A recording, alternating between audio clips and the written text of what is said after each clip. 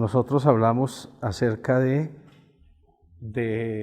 Jesús como el centro del universo y como el centro de todas las cosas. Me parece a mí que la clase, hablar de Jesús, que es el centro de la revelación del Evangelio, porque por eso somos nosotros cristianos, ¿no? Porque Jesús es nuestro centro, nuestra vida. La iglesia no sería iglesia si Jesús no está presente dentro de nuestro credo, dentro de nuestra fe. Todo en la Biblia, todo en el Nuevo Testamento y todo en la Biblia se dirige a Jesús. Las oraciones nuestras son todas en el nombre de Jesús. Y cada libro de la Biblia, como les expliqué, contiene a Jesús. Entonces los profetas antiguos, dice el Nuevo Testamento, ellos diligentemente indagaron qué tiempo y qué persona les mostraba el Espíritu de Cristo que estaba en ellos. Tengan en cuenta que el Espíritu de Cristo estaba en los antiguos profetas. Ellos querían saber qué tiempo y qué persona era Jesús. Ellos creían que era esa revelación, pero ellos no la tuvieron. Algún día dice la Biblia que Abraham se gozó de que había de ver mi día y lo vio. O sea, entonces algunos antiguos tuvieron la revelación clara del Mesías, pero murieron sin verlo, sin palparlo. Entonces luego ya hay tres, digamos que hay tres cosas, o hay tres tiempos en que puede uno ver a Jesús en la Biblia. Primero, en el Antiguo Testamento, al Jesús profetizado, el que había de venir, la revelación, el profeta que había de venir. Entonces todos esos antiguos profetas buscaron a Jesús en su tiempo, esperaron a Jesús, como nosotros esperamos a Jesús todavía. Todos ellos lo esperaron, todo el tiempo. Pero luego, el segundo estado es que Jesús fue revelado en las cartas y en los hechos de los apóstoles y en los evangelios. Jesús fue revelado. Entonces encontramos primero el Cristo profetizado, el Mesías, el Emanuel, el Jesús profetizado.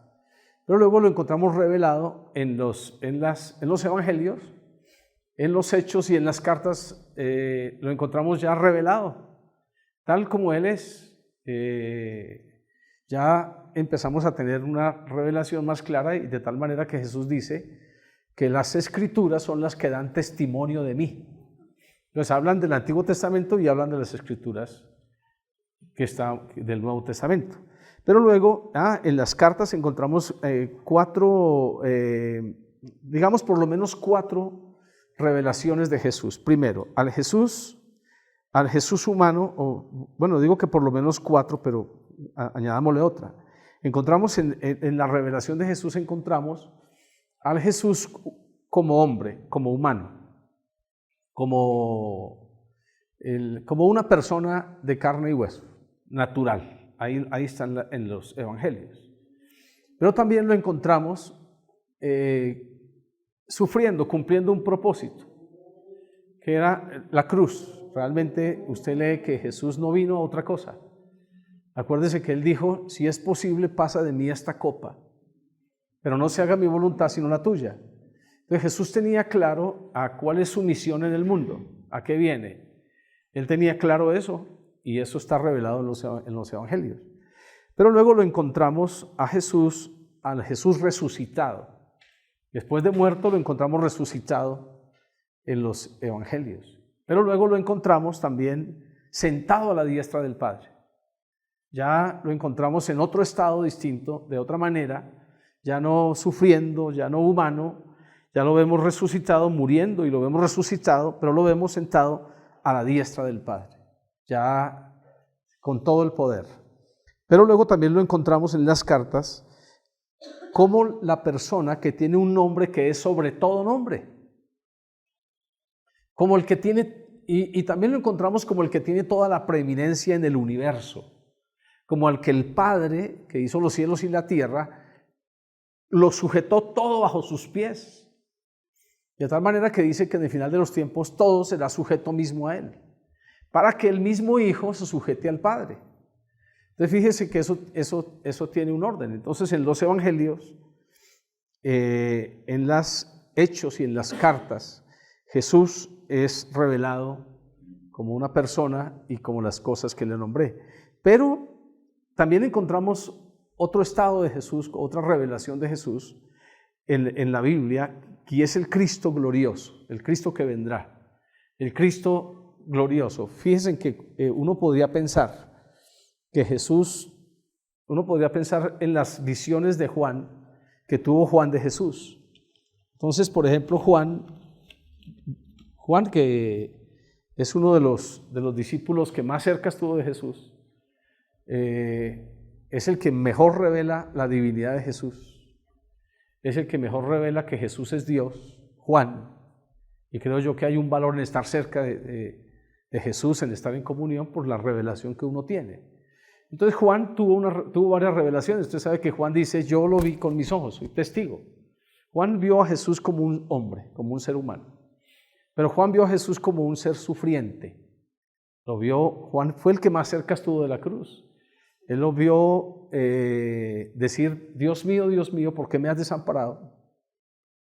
Y lo vio sufrir a tal manera de tenerle lástima. Pero luego vio a Jesús en el Apocalipsis como glorioso, como glorificado. Tuvo una revelación de Jesús en el Apocalipsis diferente a como la había tenido los demás. Y yo creo que uno debería tener varias revelaciones de Jesús. Por ejemplo, si yo tengo una revelación de Jesús sufriente, es por mis pecados, tiene relación con mis pecados. Digo, yo tengo que ver a Jesús en la cruz para poder ser perdonado de mis pecados, pero yo no me puedo quedar ahí en la cruz. No puedo cargar una crucecita y quedarme con el Jesús crucificado, como que le tengo lástima y lloro y digo, pobrecito Jesús. No, porque Él ya no está ahí, ya está resucitado y ya es glorificado. Entonces yo quiero mostrarles esta mañana, en este tiempo, cómo Jesús es revelado en Apocalipsis, por lo menos en 5 aspectos que quiero que miremos, pero quiero leer un texto acá en Apocalipsis. El texto, el Apocalipsis 1, dice, la revelación de Jesucristo que Dios le dio para manifestar a sus siervos las cosas que deben suceder pronto. Y la declaró enviándola por medio de su ángel a su siervo Juan, que ha dado testimonio de la palabra de Dios y del testimonio de Jesucristo y de todas las cosas que ha visto. Ahora, a mí me parece que el libro de Apocalipsis es la revelación de Jesucristo. Dice acá en el versículo 1, la revelación de Jesucristo. Pero luego el versículo 2 dice que ha dado testimonio de la palabra de Dios y del testimonio de Jesucristo. Así que Apocalipsis es un libro que genera o contiene muchos misterios. Pero usted encuentra en Apocalipsis una revelación especial de Jesús. Como el Jesús glorificado. Como el que va a venir, como el que vendrá, como el que es inminente. Pero usted no lo va a encontrar a Él como humano o como débil en Apocalipsis. Entonces vamos a mirar por lo menos esas 5 cosas. Entonces, primero, Juan ve a Jesús en Apocalipsis como el que tiene toda la preeminencia. Primero, acuérdese que cuando estaba los discípulos y en el monte de la transfiguración, acuérdese que cuando vino una nube que los cubrió a ellos entonces Jesús se apareció y se apareció Moisés y Elías hablando con Jesús, ¿se acuerdan? Cuando se apareció, entonces los discípulos tenían una revelación, porque para ellos como judíos Moisés es la ley y Elías son los profetas, son las 2 cosas principales de los judíos, la ley y los profetas. Entonces cuando ellos ven a Jesús ahí, ellos ven igual a Jesús con Moisés y los profetas. Ellos ven una igualdad y lo ven ahí. Y entonces Pedro o los discípulos dicen, hagamos 3 enramadas. Ellos están pensando entonces que Jesús es igual que Moisés y Elías, que era lo más grande para ellos. Pero de pronto, entonces la nube vuelve y cae y ya no está Moisés ni Elías. Pero si escucha una voz que dice, este es mi hijo amado en quien tengo complacencia, a él oíd. Ya no hay que oír la ley ni los profetas, sino ya a Jesús hay que oír. Los discípulos empezaron a tener una revelación de un Cristo distinto. No como ellos pensaban, porque cuando él le pregunta a ellos, ¿qué dicen los hombres que es el Hijo del Hombre?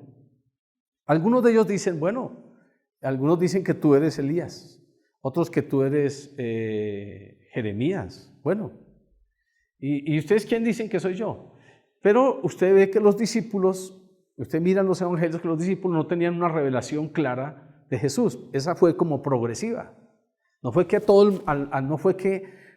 se convirtieron y a todos de una vez les llegó toda la revelación. Y yo creo que es así con nosotros. En su caminar diario, usted va conociendo a Jesús. Usted va teniendo una revelación y por eso la Biblia dice que nuestro hombre exterior se va desgastando, pero el hombre interior, ¿qué le pasa? ¿Qué le pasa al hombre interior?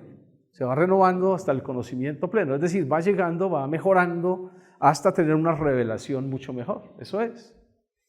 Entonces, cuando los discípulos empiezan a tener a mirar eso, empiezan a tener una revelación de Jesús diferente. ¿De quién es Jesús? Entonces, la primera forma de revelación que tiene Juan de Jesús es como quien tiene toda preeminencia. Ya Jesús es elevado a un estado, a un rango que no es normal.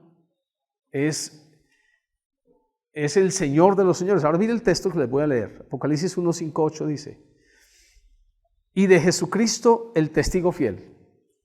Lee Juan así, el primogénito de los muertos, el soberano de los reyes de la tierra, al que nos amó y nos lavó de nuestros pecados con su sangre y nos hizo reyes y sacerdotes para Dios su Padre.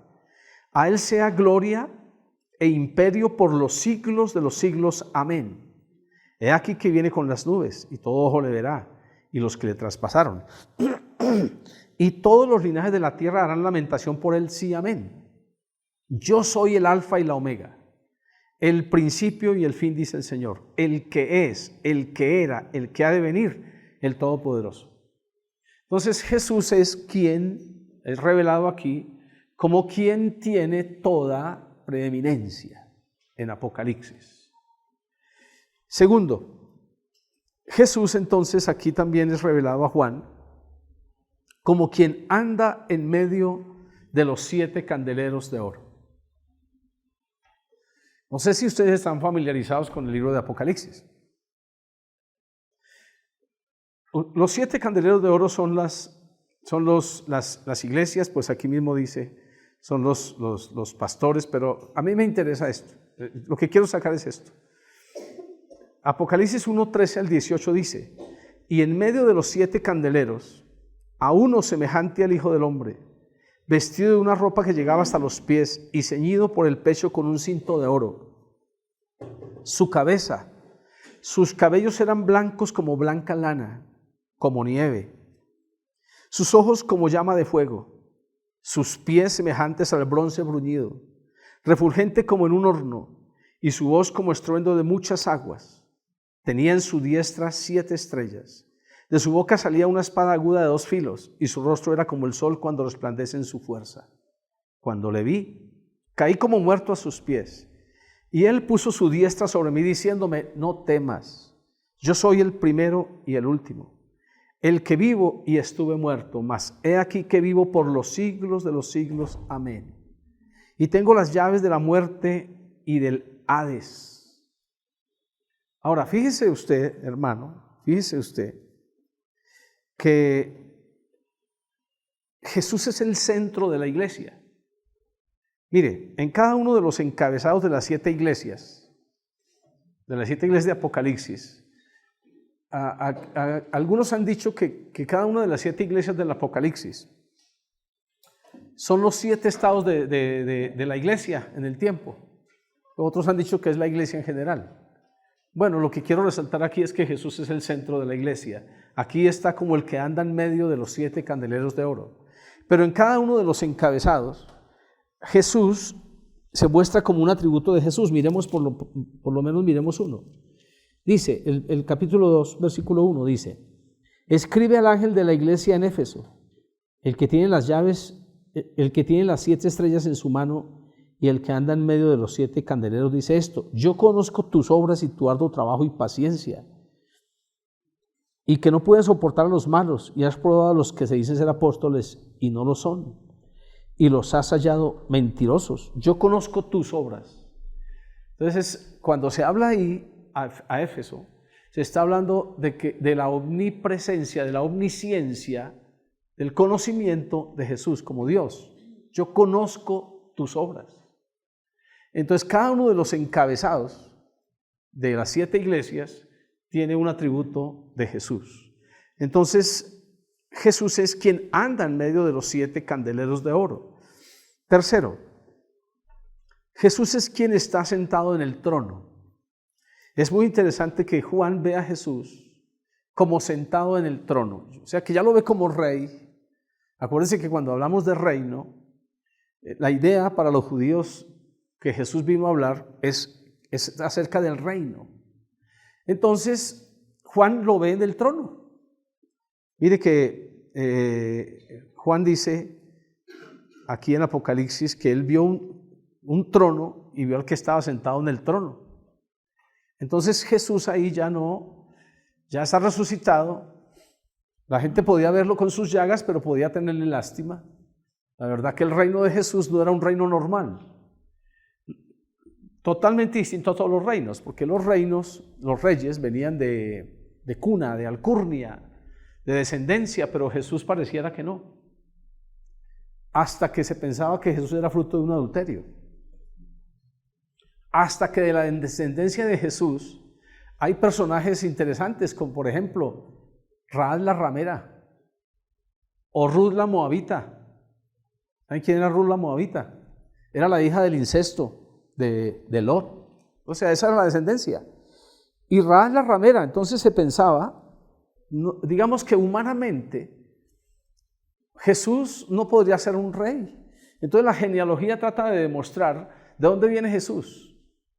Pero si usted lo mira humanamente, ese era un reino totalmente diferente.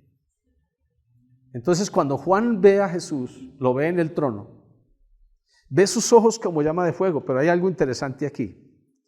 Es que Apocalipsis 4:2, Juan dice, y al instante yo estaba en el Espíritu, y he aquí un trono establecido en el cielo, y en el trono uno sentado. Y él ve a Jesús en el trono. Pero hay algo interesante aquí. Es que él vio en el trono que habían 24 ancianos. Él vio que habían los 7 espíritus de Dios y él vio que habían 4 seres vivientes en el trono, alrededor del trono. Entonces habían 24 ancianos, habían 7 espíritus, los 7 espíritus de Dios que salen por toda la tierra, y vio que habían 4 seres vivientes. Pero él vio que esos seres vivientes, él vio lo que hacían esos seres vivientes, y voy a leer lo que hacían. Apocalipsis 4:8 al 11. Dice, y los 4 seres vivientes tenían cada uno 6 alas, y alrededor y por dentro estaban llenos de ojos, y no cesaban día y noche de decir, santo, santo, santo, escuche, y no cesaban día y noche de decir, santo, santo, santo, es el Señor Dios Todopoderoso, el que era, el que es, el que ha de venir. Y siempre que aquellos seres vivientes dan gloria y honra y acción de gracias al que está sentado en el trono y al que vive por los siglos de los siglos, los 24 ancianos se postran delante del que está sentado en el trono y adoran al que vive por los siglos de los siglos y echan sus coronas delante del trono diciendo, Señor, digno eres de recibir la gloria y la honra y el poder, porque tú creaste todas las cosas y por tu voluntad existe y fueron creadas. Entonces Juan tiene una revelación de Jesús como el que está sentado en el trono y como al que toda la creación espiritual y material adora. Él vio a Jesús ahí como Dios, como un rey en el trono. Eso es muy interesante para nosotros. Porque Juan ve a Jesús dar adoración a Jesús nuestro Señor. Por eso a mí me parece que nosotros tenemos que pensar en la revelación de Juan en Apocalipsis. Porque para nosotros es sumamente importante. Mire, la iglesia cristiana, nosotros somos iglesia cristiana porque adoramos a Jesús.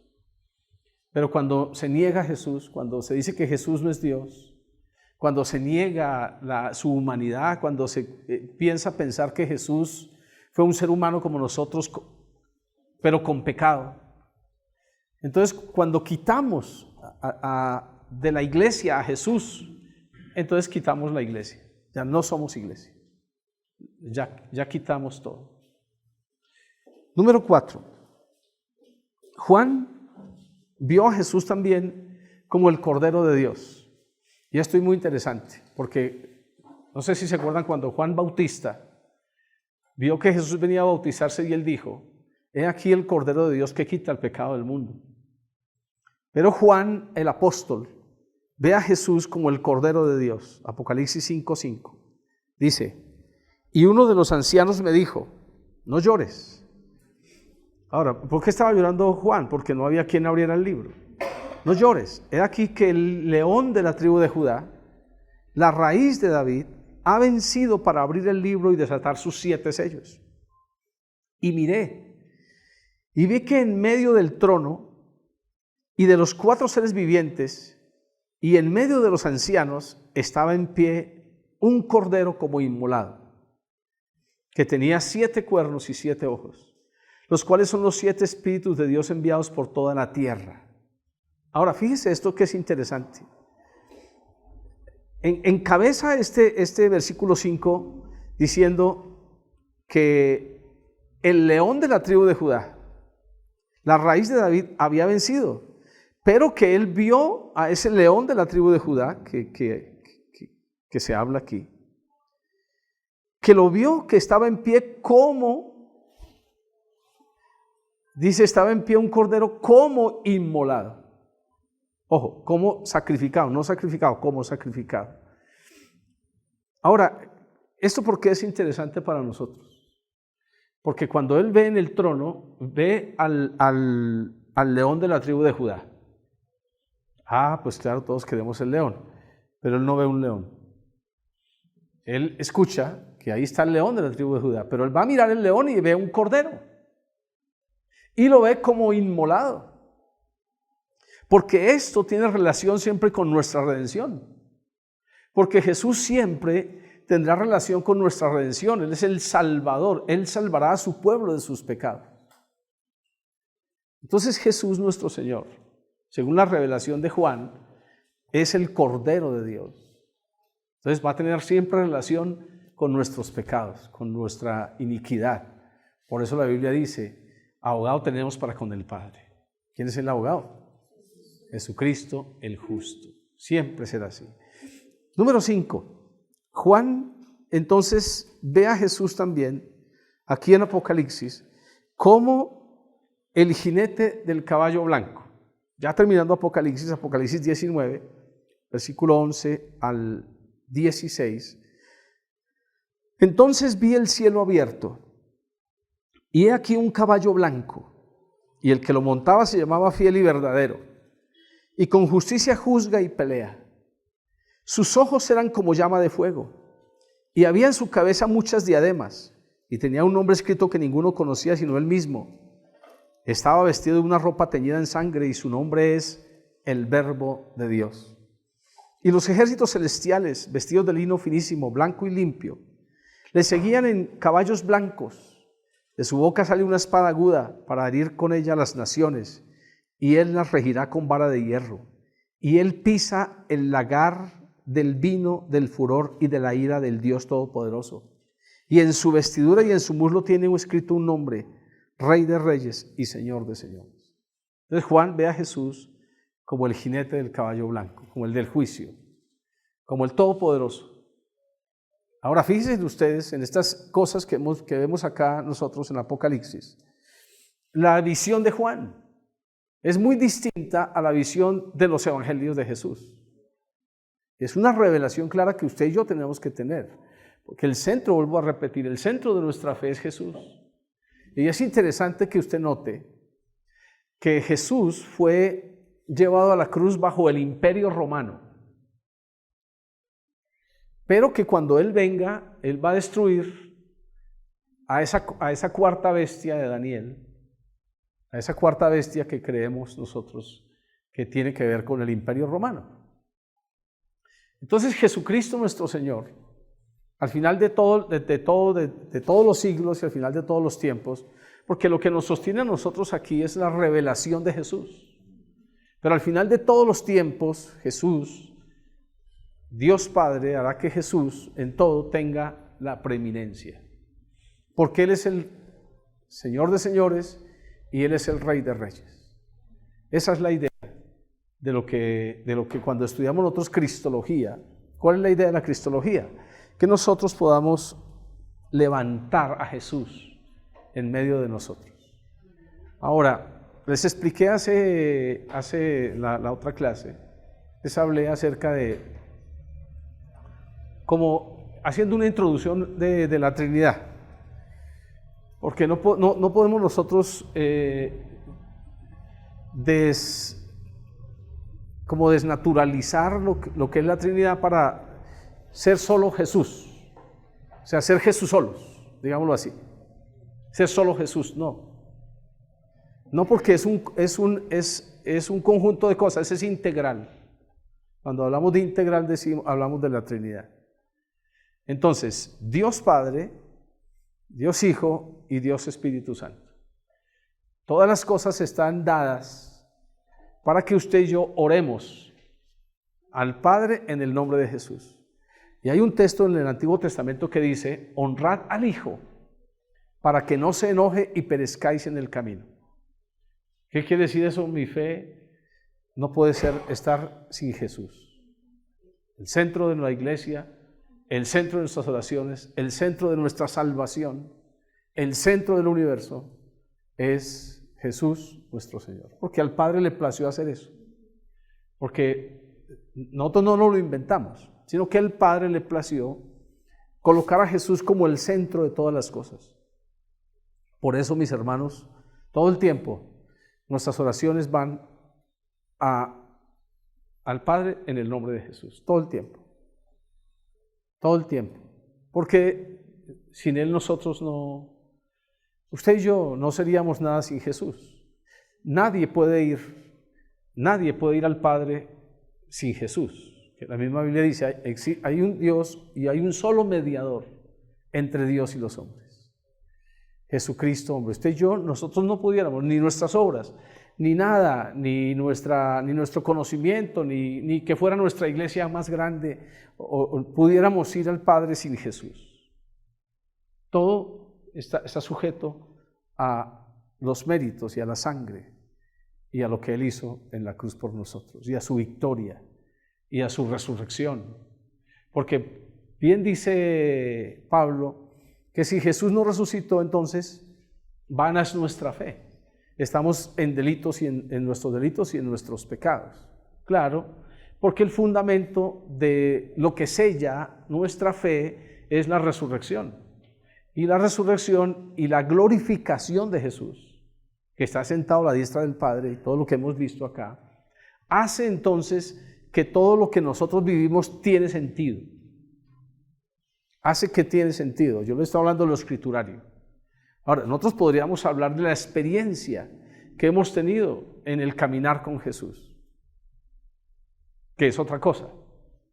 Pero nosotros, enseñando, nos toca someternos a la Escritura, 100%.